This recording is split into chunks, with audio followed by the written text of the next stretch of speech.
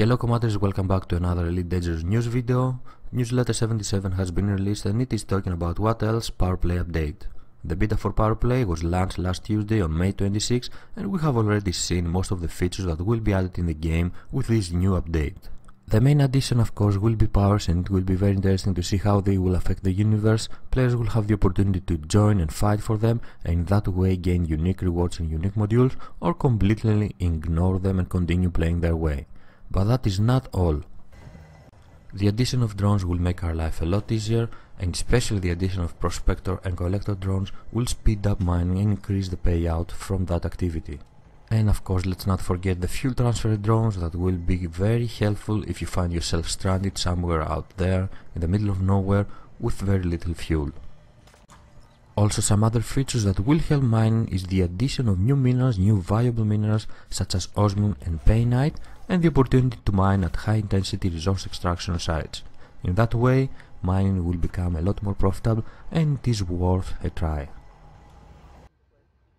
And of course, missions are getting an overhaul now. There are a lot more new missions about mining, smuggling and many other activities. Assassination missions are changed. Now your target will be flying around supercruise and you will have to pull him out in order to kill him. There will be certain requirements you have to meet before you can accept a mission. These requirements most of the time will have to do with your combat rank and of course the reputation you have with the faction that is offering the mission. And of course now missions will inform you on the impact that the certain mission you have accepted will have on your reputation and the influence on the system.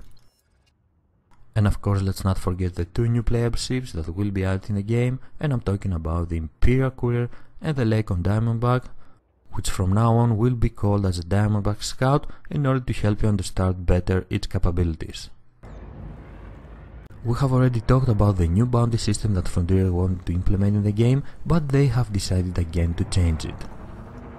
From now on, an assault bounty, and I'm talking about bounties that you get by attacking someone by accident, will only last you 15 minutes and you can repay them afterwards. If you do get a bounty more than 1k credits, then you will have to wait for 1 day before you can repay it, and if you do have bounties more than 7k credits, then you will have to wait for up to 7 days. Of course, the higher the bounty, the more days you will have to wait before you can get rid of them. There are more changes that will affect our gameplay and our combat gameplay specifically. One of these changes are turrets. Turrets now, when you set them at fire at will mode, will fire properly and won't attack clean targets. Also, if your turret happen to attack accidentally someone else that is clean, you won't be gaining a bounty on your head. Another one of these changes is of course chaff and the way it works against turrets. Chaff will now have the same impact on turrets like it has on gimbal weapons, and this is very important because now you can protect yourself and help defend against turrets and gimbal weapons with the same module.